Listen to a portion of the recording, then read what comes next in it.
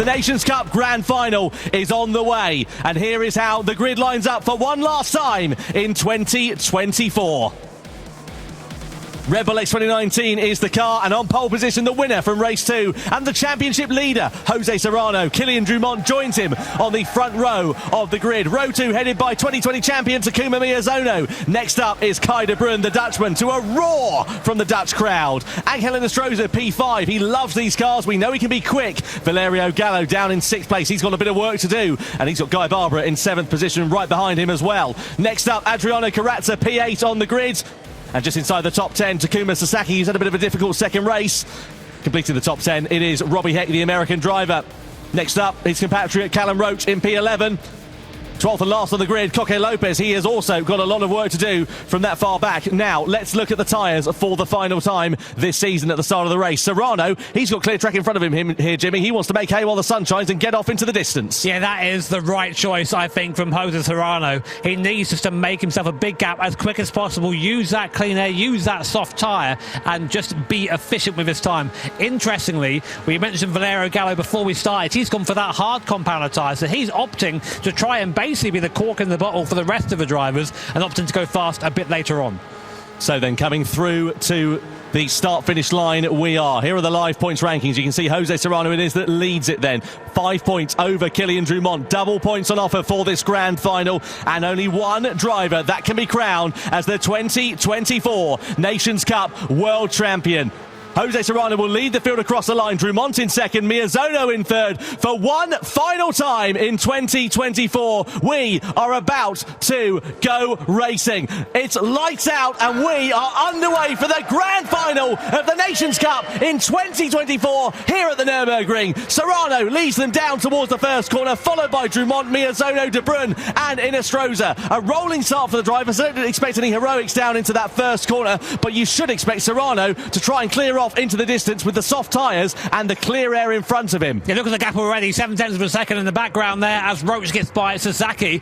Gallo also moving behind Carazza, but Serrano, the right choice for him for his race is just going to get away early and try and avoid squabbling with his guys behind him.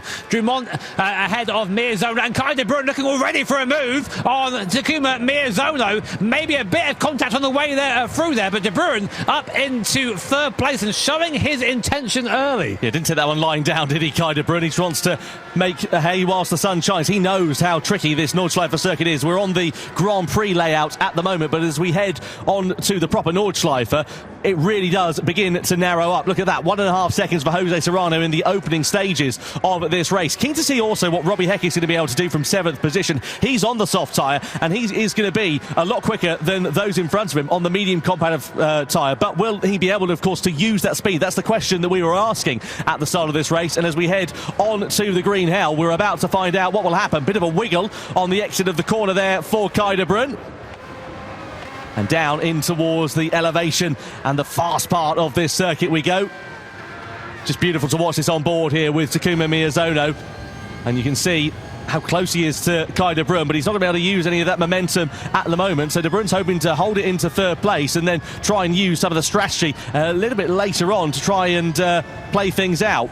It's mad seeing the speed of these things through the first part of the Nordschleife here, the Nürburgring proper, and you have no time to think. You get through one corner and another one is upon you, completely flat there after Flugplatz. And now we take the long run down towards Schwedenkreuz, a corner that in real life in most cars is a bit of a lift and a bit of a panic. And this car, watch Takuma Miyazono's throttle input there through his left-hander. Of course, completely flat at 200 miles an hour before braking hard down to Arnberg. Just touched the grass there on the left. Very lucky to get away with that. And now we plummet down towards the forest, between the trees, down towards the compression and the foxhole. Again, completely flat down here for these drivers, keeping that foot pinned even through the left-hander here before we slow right down for Adenauer Force, the very tricky section through here. And Takuma Miyazono showing that he can follow close to Kai de Bruyne, who's touched a couple of curbs through there, unsettling the car car. You don't want to do that. The curbs here on a Nordschleife are very tall. You hit them in the wrong way, they're going to send you into the barrier. Robbie Heck making good progress. He's got himself ahead of Angel Nostroza, up 5 places from where he started. So he really managed to take advantage of that soft tyre when they were on the Grand Prix layout of track, and now he's up inside the top 5. I wonder if his progress is going to stall somewhat as we come through this section of the circuit. You can see Miyazono and De Bruyne very close to one another, and then a fairly pronounced gap, about 1.5 seconds or so, back to Robbie Heck in P5 at the moment. In Nostroza in 6th position, Karatza inside P7, Gallo on the hard tyre. I suppose the converse as well, Jimmy. You know, we're talking about the soft tyre and not being able to use it necessarily to your advantage on this tricky section of the track. If you're on the hard tyre, it might be a benefit because you might not be able to let anybody past at this point in the track. Yeah, it's sort of the idea, really. You use the hard tyre to really hinder other people. But here's a replay. We're on board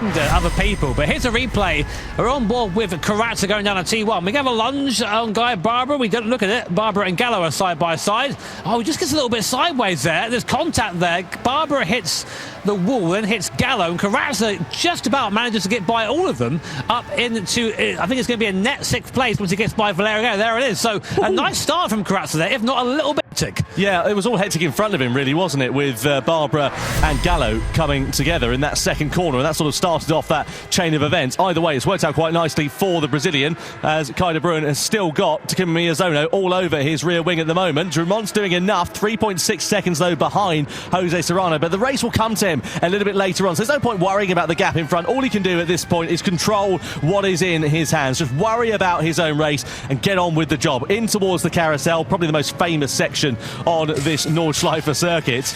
I watched this, I think, but how? that absolutely froze it through there. And now we get to the highest point of the circuit, Hoa Act, this corner, and it's all downhill from here, although literally, not figuratively, as we now just try and make our way through what I think is the most challenging part of the circuit. So much camber, so much elevation here from Wupperman, like it's nothing. Completely flat through there. On the brakes, use the camber on the inside of this right hand, and again, dive to the left, hug that curb before you come up to Brunson 1 and Brunson 2, otherwise known as YouTube corner.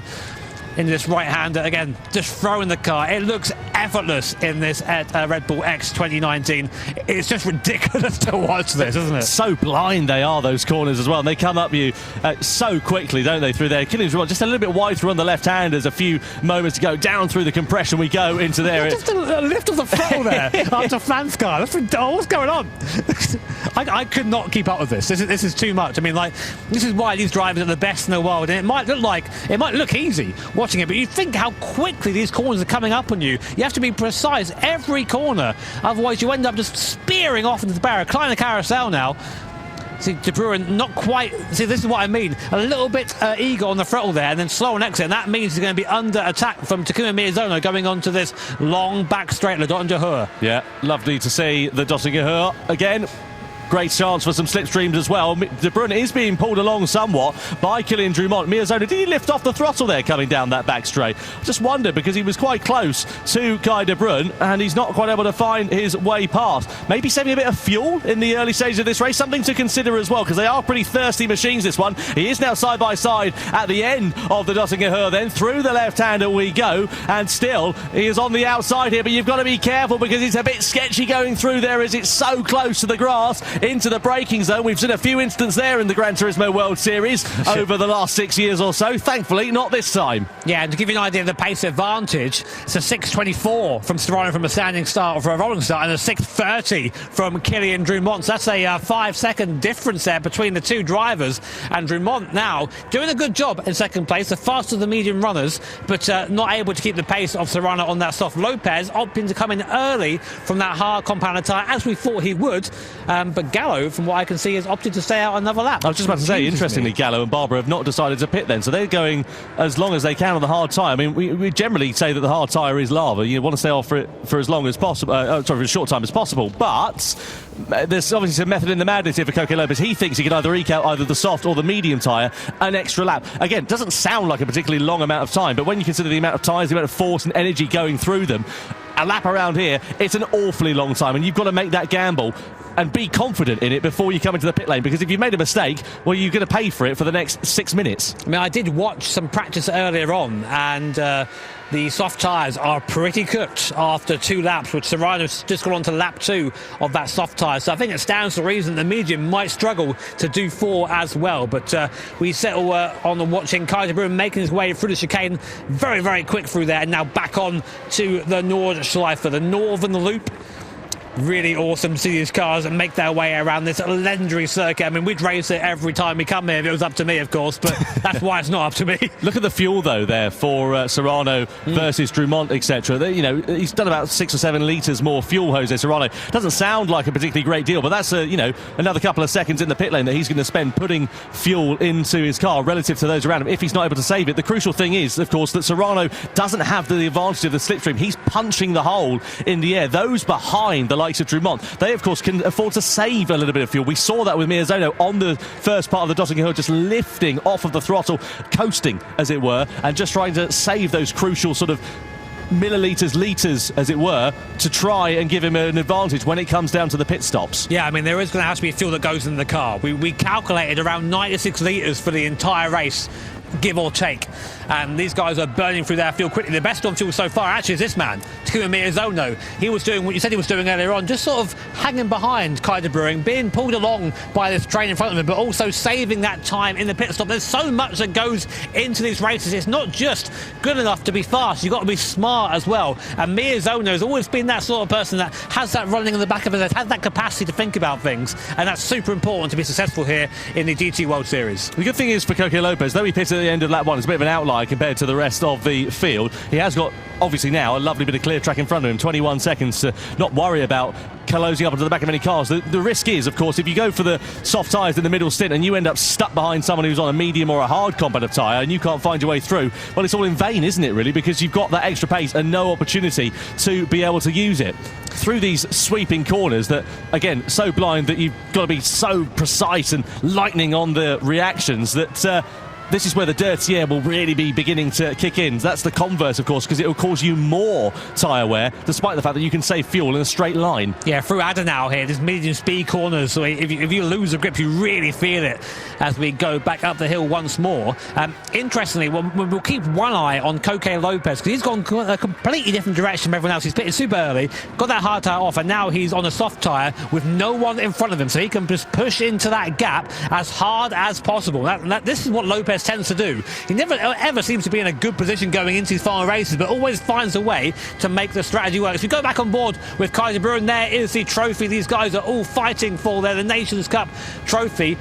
Which man will have his hands on that when the race checkered flag falls on lap 7 in a few moments' time? Kai de Bruin still there, still on board, getting a tub there from Kylian Dumont. Fuel-wise, Kai de Bruin and Miyazono have used about 3 litres less fuel than Dumont in front. So staying where they are now actually might be, I mean, that's worth a second. It's 3 litres per second. That's it, yeah. So they're just playing the smart game at the moment, biding their time. It's a marathon, not a sprint. You've got to be careful. You've got to use your head in these races, unlike what we saw in the first one, where you can sort of afford to lunge your way through on the inside or send it around the outside and, you know, throw caution to the wind, so to speak. You can't do that here in these longer form races. You've really got to be sensible, figure out your strategy and find something that works for you. And also, crucially, not make too many mistakes, because a second here, a second there, half a second even, can be absolutely critical. Really interested to see what the lap time is going to be for these guys on that medium tyre. 6:24 for this is ridiculous for the full layout. To give you some context, of course, I'm lucky enough to race the equivalent of a Group 4 car in real life, and our best lap time was like an 8:38. That's 2 minutes, 2 and a bit minutes faster. That's just ridiculous around here. I'll give it a matter of time, Jimmy. It's probably only a matter of time before you end up in some kind of fast prototype, isn't it? Oh, please, not here, please. I don't want to. Shut your eyes, turn the wheel, and hope for the best, wouldn't it? I just don't want to do it. Through the long right-hander we go, then the fast left-hander as they make their way through, and Kai de Bruin, as we say, just biding his time, keeping it patient. Rota's got a penalty as well down there in 8th position. Didn't quite see exactly what that was all about. He's made up 3 places, though, from where he started, but he's got Sasaki not too far adrift down there in 9th position.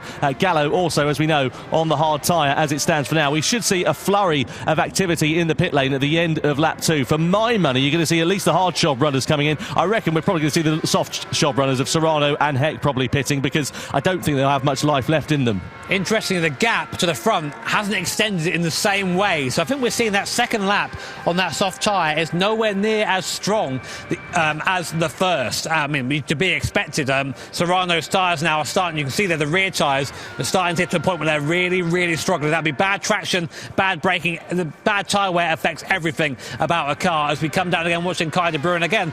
Miyazono, I've got the impression, just lifting that throttle, just letting himself coast up to the back of the cars in front, giving himself the maximum possible pit advantage. Now, will these guys come into the pit lane this lap? Let's see. Kai de Bruin, Drummond, they all stay out on that medium compound tyre, but our leader, Jose Serrano, is into the pit lane, as is Robbie Heck behind on the soft tyres. So medium short runners again, trying to go as long as possible, trying to do, 4 laps on those medium tyres, quite possibly. We're on lap 3 now, so Serrano comes into the box. He, of course, has used more fuel because he's been punching the air in front of him, and that is the difficult thing about leading the race in circumstances such as this. Though, of course, you can get clear air and run your own time, you are going to be expending a bit more fuel, and it's a lot easier to gain time on track than it is to lose time in the pit lane. You know, a second here, a second there doesn't sound like a lot, but in the pit lane it takes you ages to get that back on track, doesn't it? Yeah, it really does. I mean, like, as you say, a second in the pit lane is much easier to lose than a second on circuit, or to gain even. So there's Serrano, so he's back now in P10.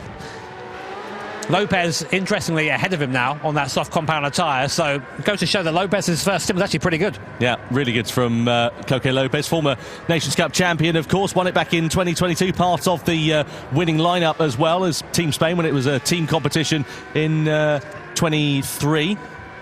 I'm trying to understand. Lopez must have been a blinder to do that, surely.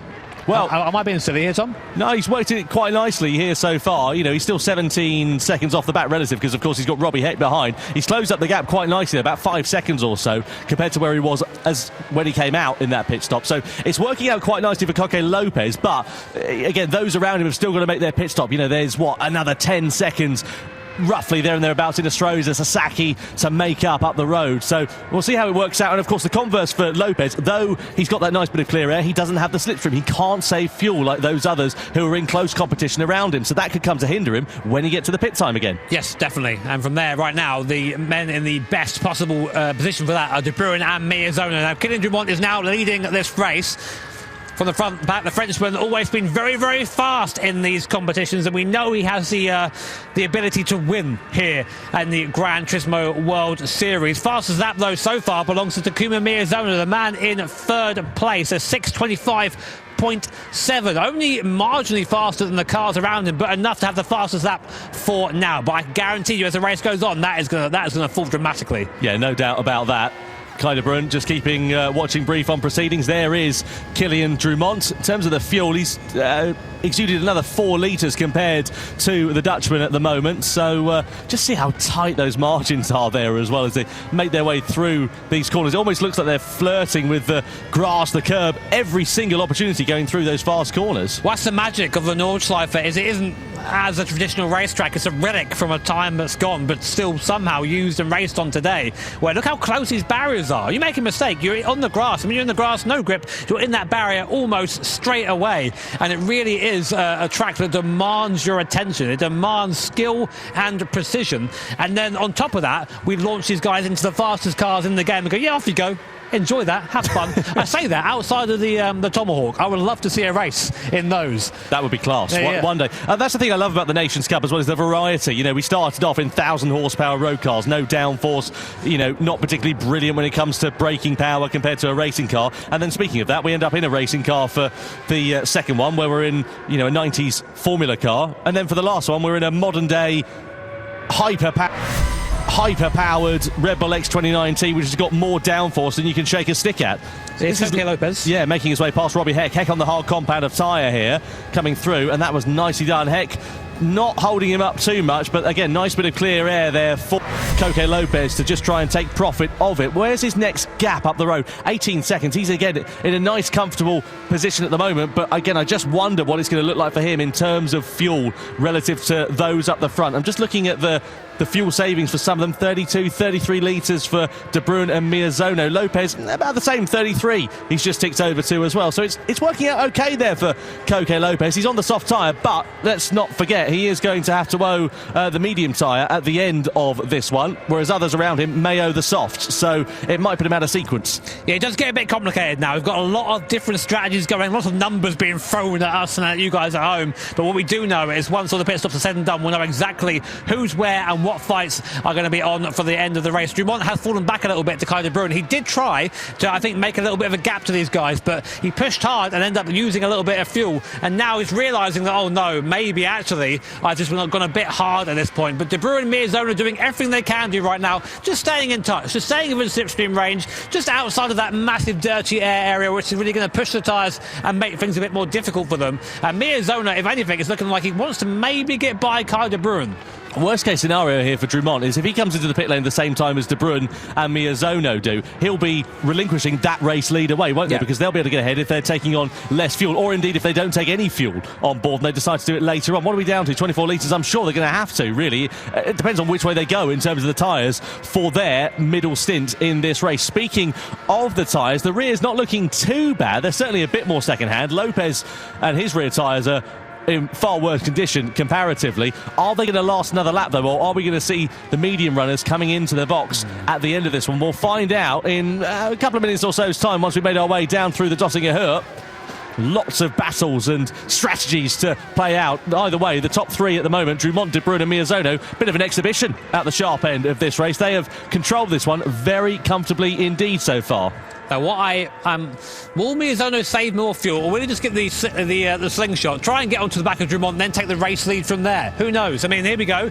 Looking back from Kylian Dumont, he's pulled a bit of a gap there. Mierzone, now watch that little bar, the indicator on the right-hand side of the steering wheel. Will we see any lifting from Takuma Mierzone? Maybe he's just turned the fuel down. You can do that in these cars. You can turn the fuel mix down a little bit. It slows down the car, but saves a little bit of fuel. And on the straight, when you've got the slipstream anyway, the car has to do less work. It's the right time to do it as they all brake hard down into the end of a lap. Off the Nordschleife, we go back on to the GP circuit, and as predicted, all three cars come into the pit lane, but that will mean that De Bruyne or Mierzone will likely go up into the lead now. Because look at the fuel difference. Mierzone has saved 7 litres of fuel over Dumont. That's massive. That's over 2 seconds. It's huge, absolutely huge. As we say, very, very difficult to gain that back when you get onto the circuit, unless, of course, you're following a car quickly on the Dottinger Hurt. So De Bruyne, Dumont, Mierzone, Inestrosa and Roach all in the box off of the medium compound of tyres. Sasaki and Karatza have decided to carry on, presumably in their middle stint, unless they've just not come around to the pit lane yet, because of course they were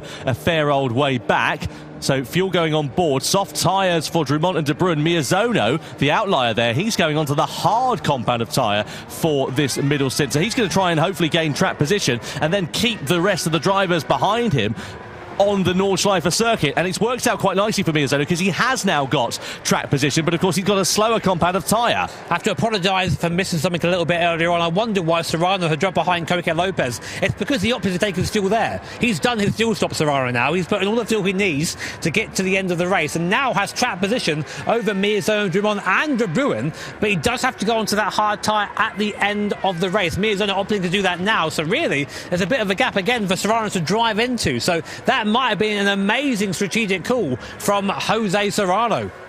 Well, it could be. We'll wait and see what happens, though, with Mierzone, because he's got a fast-charging De Bruyne and Dumont behind. They're both on the soft compound of tyres. So what Mierzone's got to really hope for here is that he can keep those two behind on this GP circuit. Then when we get back onto the Nordschleife, the Green Hell, then he can hopefully keep them at bay for at least the rest of this lap, because presumably if he's on the hard tyre now, he's going to try and run it for one lap, then go on to the soft tyre for the very end of this race. But 3 laps on the softs, that's a tall order though, isn't it, for Takuma Mierzone. He's run the mediums, he's now on the hards. Let's see how this is going to play out. Either way, he's going to have a fast-charging Frenchman behind him here, because we're on board with Kylian Dumont. Down through in towards Hatzenbach we go.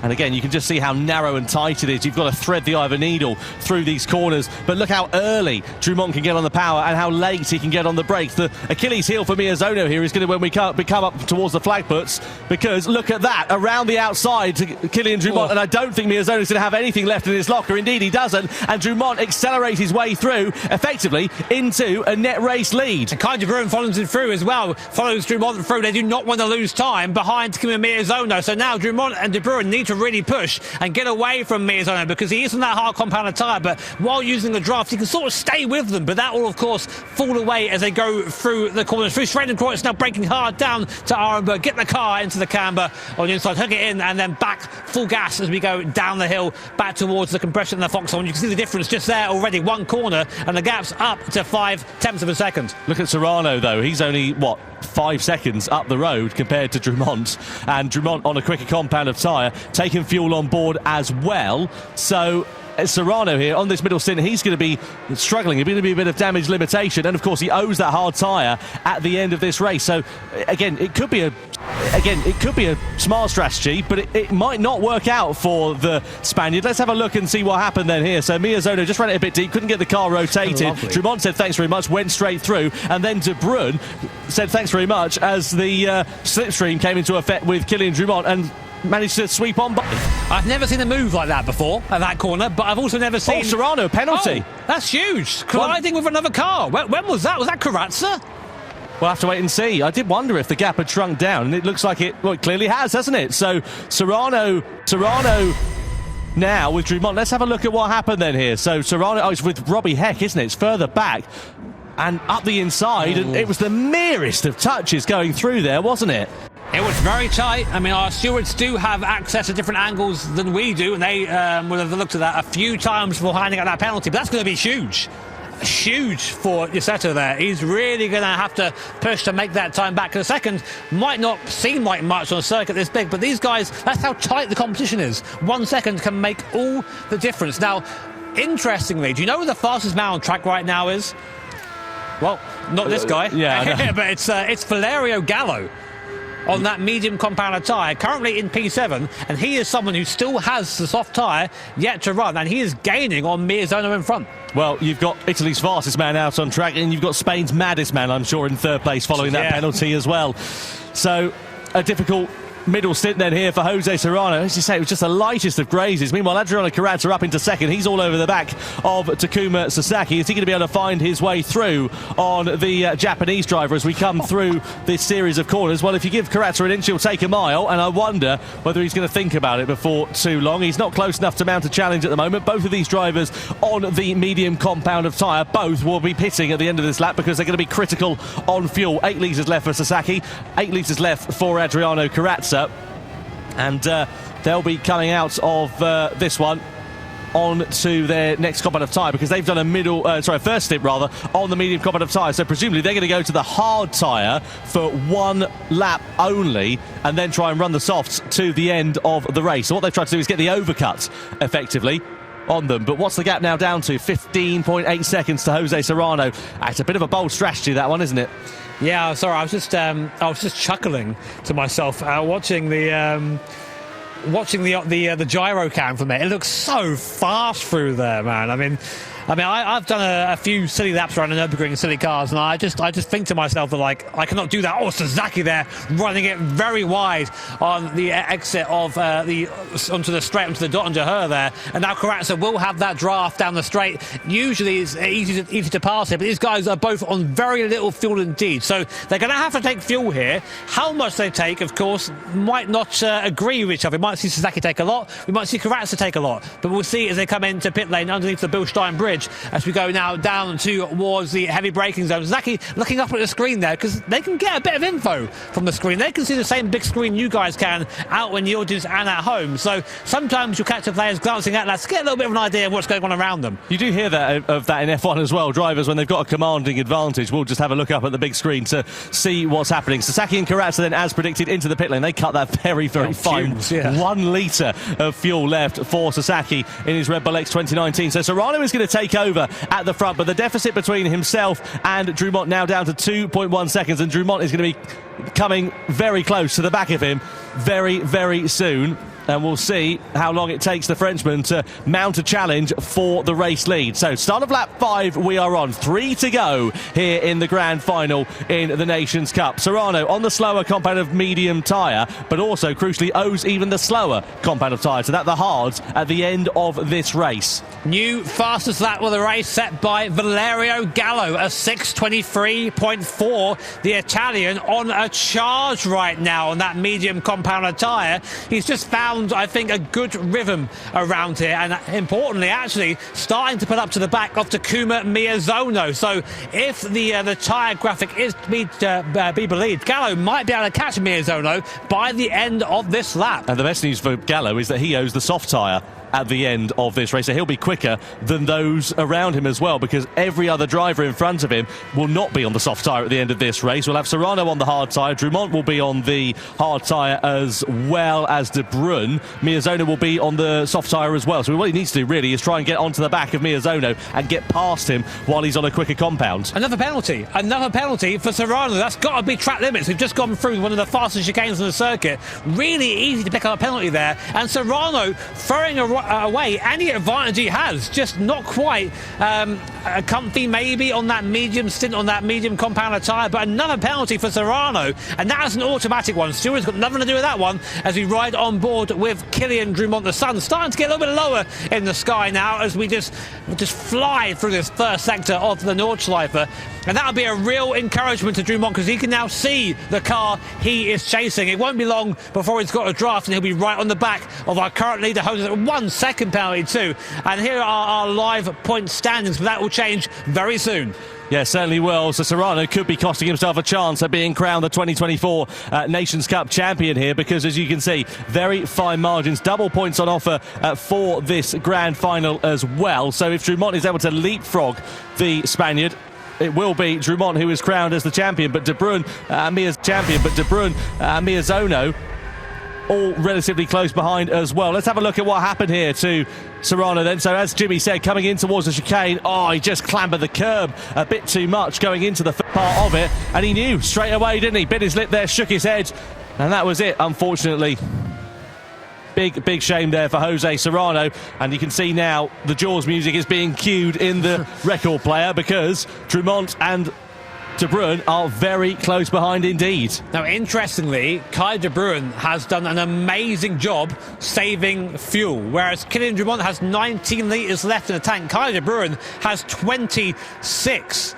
That is nearly 3 seconds in the stop, and that's going to be huge for the Dutch driver when we come round to our last round of pit stops. But we've still got to get there first. This circuit bites, especially when you don't expect it. One lapse of concentration and you find yourself in the barrier. So if you're Kylian Drumont here, do you try and find your way through on Serrano as soon as possible, or do you just play the long game, wait for him to serve that penalty? You've got to send it. You've got to get through as quick as possible here, because he's going to be slower through that last sector. I'd say this is a good chance. Up the hill towards the carousel here, we go through Bergwerk, and then we have a nice long section. Drumont should gain a little bit into Bergwerk through the right-hander. He does, and now it's full front up the hill. Use the draft of the car in front. Maybe not quite close enough though, but he needs to get by. He can't afford to wait, because there are cars who maybe aren't directly behind him right now, but are also threats when it comes to the last round of pit stops. The other thing to consider here is that Drumont and De Bruyne are on that soft tyre. We saw there was a big drop-off in performance on that second lap, and they are now on lap 2, so there is a possibility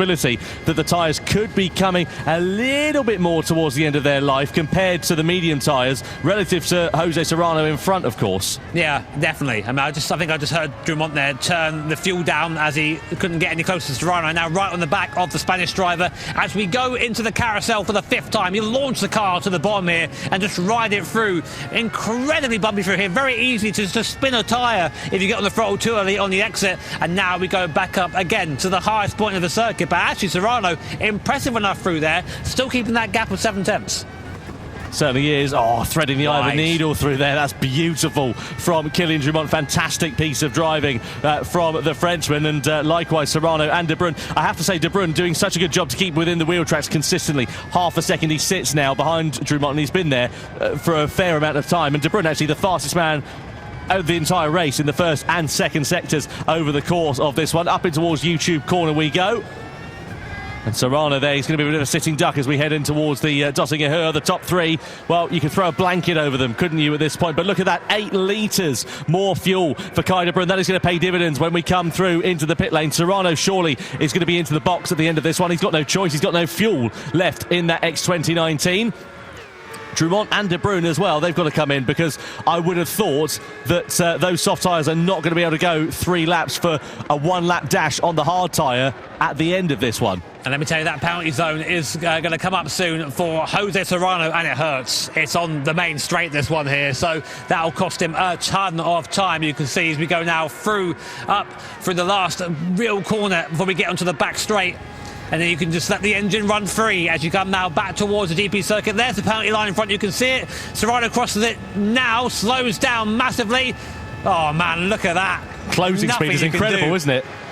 But Serrano, luckily, will have the draft. He should pick the car back up again nicely. He has fallen back a little bit, but that's not going to hurt him as much as we originally thought. But the problem is he's lost track position. They're all going to have to take a bit of fuel on board for this final stop. And again, the big outlier here is going to be Kai de Bruyne. He's got 12 litres left. Drumont in front has got 4 litres. Serrano just 2 litres. So again, very, very fine margins. Here are the live point standings. Now Drumont has got ahead of Serrano. He now would be crowned as the Nations Cup champion, but there's still 2 laps left and remaining. 1 litre of fuel left for Serrano. Cut that very, very fine indeed.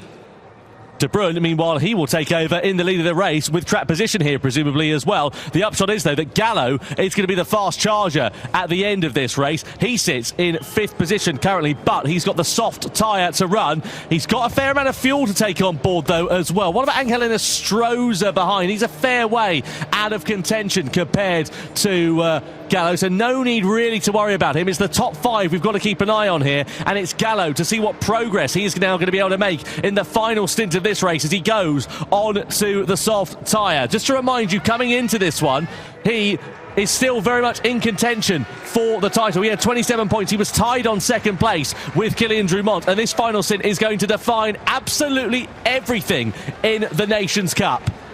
Wow, it comes down to this. Kai de Bruyne out front. 3.4 seconds is the gap owing to his fuel saving throughout the race. Great strategy there from the Dutch driver. That's the gap on circuit. That is the gap to the end now. Behind him, Jose Serrano still within touching distance. Takuma Miyazono out of the pits now. And look, on that soft compound tyre, if there's something you don't want to see in the mirrors, it is Takuma Miyazono on the soft tyre. This guy is a rocket and now has the fastest car possible until the end of the race. But as does behind him Valerio Gallo, incredibly fast Italian driver. Alternative strategy from the rest, but now also within touching distance. It's going to be an absolute dogfight to the end here, and I cannot wait as Serrano already latches onto the back of Kylian Drumont. Big outlier in this one, of course, is Takuma Sasaki. He's out of sequence compared to everybody else. Although he's in the race lead, it's not the race lead, effectively. It's the net race lead is being decided between De Bruyne and Drumont and Serrano at the moment. But keep an eye out for Miyazono and for Gallo as well, because they're both actually now on the soft compound of tyre at the end of this one. If the checker flag fell now, of course, I know it's a bit difficult with Sasaki being in the race lead. Gallo would finish a joint 4th place in the championship standings, which is not where he wants to be. Miyazono would be 3rd in the championship standings as well. So we'll wait and see how this one is going to play out and see what the gap is going to look like between Sasaki and De Bruyne as well.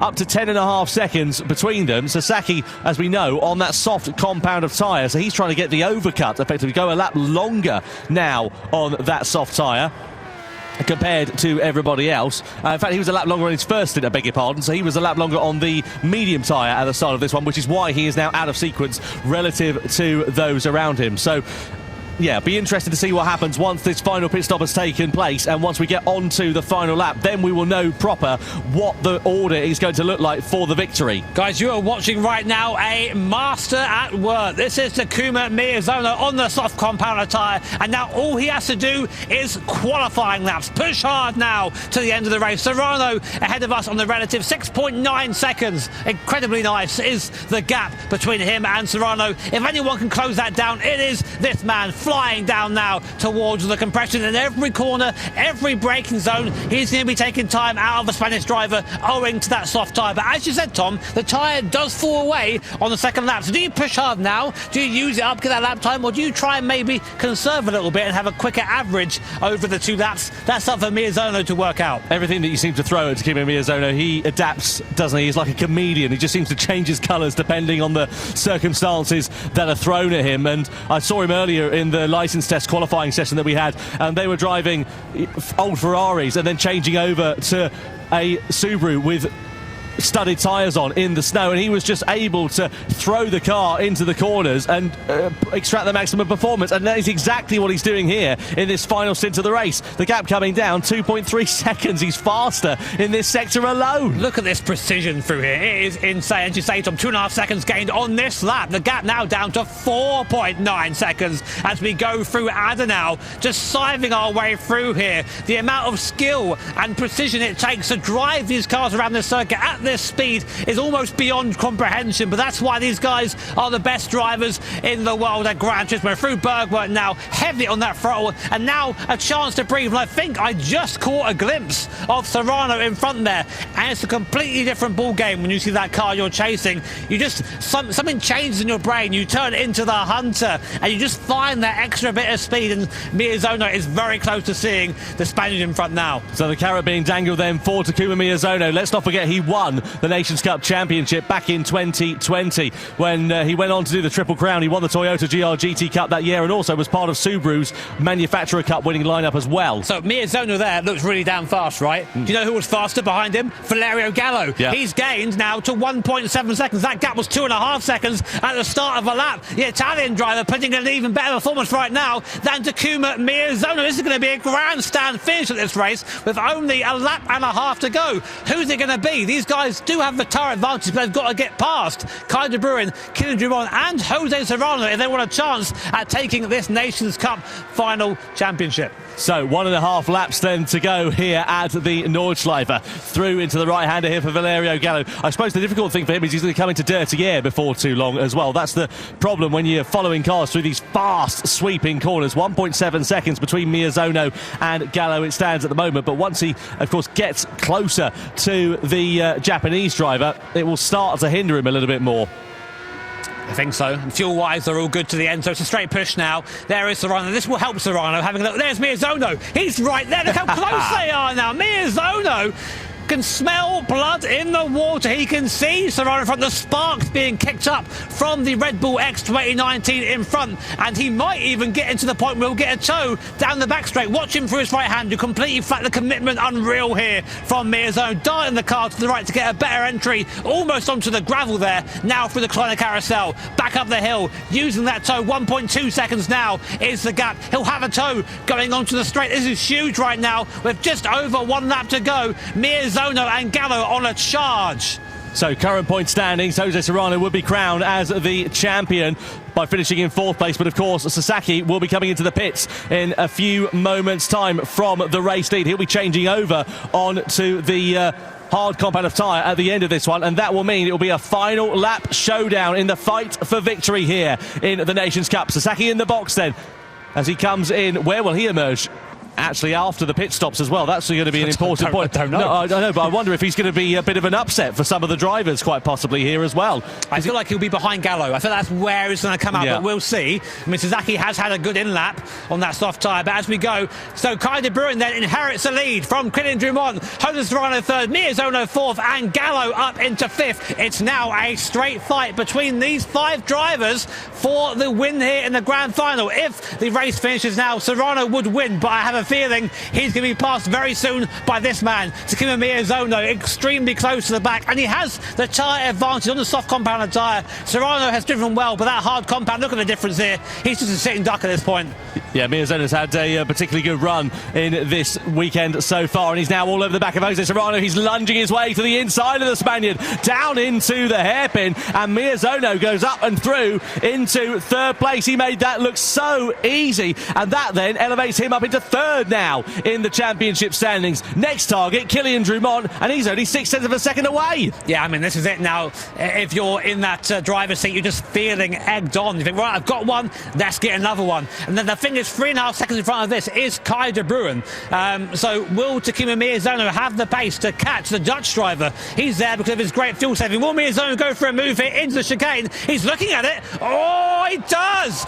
In the chicane, does on the inside, slows them all up though, and Miyazono through, and now it's 4.5 seconds, and there's Gallo. Gallo there in the background too. Now he's got to get by as soon as possible. He cannot waste time with Serrano or Drummond if he wants to challenge this win. But look already, he's stuck there. That could be the deciding move from Takuma Miyazono. Yeah, difficult times then for Valerio Gallo. You can see there if there's a tie at the point, it'll be the driver with the higher result in this grand final race who will be crowned as the champion. Now Miyazono is up and into second. That's enough currently for him to be crowned as the world champion. But he'll be tied on points with Jose Serrano, so of course he needs to finish ahead of the Spaniard. Serrano currently in 4th place, and now here's Gallo trying to make his attempt at a pass over through Flagplatz on Serrano, but nothing doing for him at the moment. He's so much faster than the Spaniard because the Spaniard's on the hard combative tyre, but he doesn't have the opportunity to use that extra pace that he's got underneath him. He's going to be forced to the outside line here. Gallo's going to be later on the brakes. Is he going to sweep his way through on the inside, then goes to the outside line? Very close quarters here for Valerio Gallo around the outside, and Serrano's not giving this one up easy at all. Side by side they still continue to run, and eventually he has to set off a second best. It's going to be game over for Gallo at this rate. Serrano fighting for his life right now. It's so hard to keep a guy on the soft tyres behind you, but he's doing it well. And all the while going on, Miyazono is putting away. Kai de Bruin is still 4 seconds to the good of Takuma Miyazono. If he can just keep his pace up, he might be able to beat the Japanese driver to the line. But Gallo right now, this is the downside on a different strategy. He goes for the lunge, can't quite make a move. You can feel the impatience from the Italian driver, and I have the feeling that this isn't going to end well. Contact there with Serrano as dusk begins to settle here at the Nürburgring. Lights on as we now fly through the forest, illuminated by the headlights of his Red Bull X2019s. Gallo running out of time to make a move. And this is the problem when you start lower back in the pack. It gives yourself so much more work to do. Gallo has really been compromised by his poor race 2, and now he is paying the price for it here in race 3. He picks up a warning for his troubles as well. One more of those, it'll be a penalty being issued by the stewards. And he's still stuck behind Jose Serrano. He can feel the hopes and dreams of a world title, a second Nations Cup championship slipping through his fingers at the moment. Meanwhile, Miyazono will be rubbing his fingers with glee in about half a lap's time if it finishes as it is. I don't know if he can get there. Kai de Bruin's pace in this hard tyre is exceptional. He is being caught by Takuma Miyazono, but not quick enough. Not quick enough, I think, to have to fend off. Here comes Gallo once more, looking for another place up towards the Mut curve. He's side by side with Serrano. He can't make it happen. Serrano, a defensive masterclass from the Spanish driver. This guy knows exactly what he's doing. The sparks being kicked up in the dust by the Red Bull X2019. Now looking into the carousel, into the corner before the carousel. Still can't find a way by. This is a disaster for Valerio Gallo. Look at Gallo. He's all over him like a cheap suit here, trying to find his way through, going in towards the carousel, but there's just nothing he can do. You can't go 2x2 through that corner, not unless you fancy a taste of the barrier. And Drummond, meanwhile, a bit of a cork in the bottle here at the moment as well, just keeping his powder dry up the road in 3rd place. And this is so frustrating for Valerio Gallo. I'm sure it's going to be game over because we've got less than half a lap to go. And Miyazono, meanwhile, is closing up onto the back of De Bruyne. He's brought the gap now down to 2.4 seconds. I don't know if the victory in the race overall is going to be in question, but he will finish crucially ahead of Jose Serrano on the road, which will be enough, even though it's a tie, for him to be crowned as the Nations Cup World Champion of 2024. This is absolutely superb. So Serrano is doing his best to try and stay on the back of Kylian Drummond, because if Serrano can get by Kylian Drummond, he will be the champion for 2024. But of course, he's got Valerio Gallo behind him. It's looking one eye forward, one eye back, and Gallo is doing everything he can to find a way by. But it's so hard to overtake around here, around the Nürburgring. But we're now coming on to the best place to do that, on to the Dottinger. It's going to be a slipstream battle between these 3 drivers. And basically, if Serrano can get by Drummond, he will be our champion for the year. Miyazono now has caught Kai de Bruin. He's right on the back of Kai de Bruin. If he can overtake De Bruin, he will be unquestionably the 2024 champion. This is so important for the championship. One more straight to go then to define the 2024 title in the Nations Cup. Miyazono pulls out of the slipstream and sides his way past Takuma Miyazono. But what's happening in the background? What about Drummond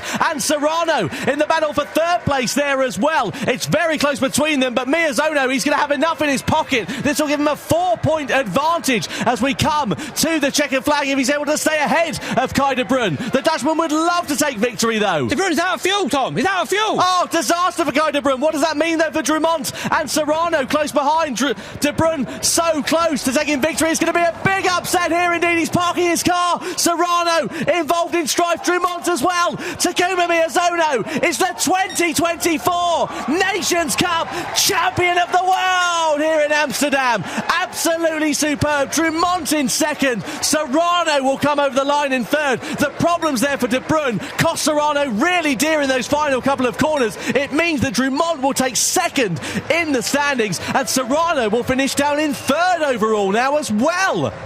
Oh my words. Oh my words.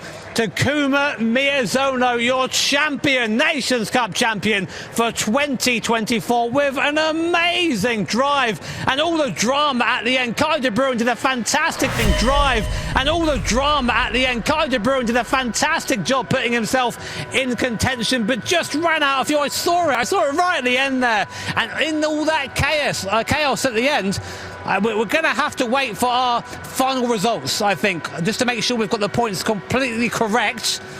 But that was insane at the end there. Unbelievable job from this man here, Takuma Miyazono. He got the strategy absolutely spot on. He performed when he needed to, and he knew he needed to make those overtakes on that final lap as quickly as possible to not get held behind. That ultimately is what cost Valerio Gallo a shot at the championship. Results, I think, just to make sure we've got the points completely correct.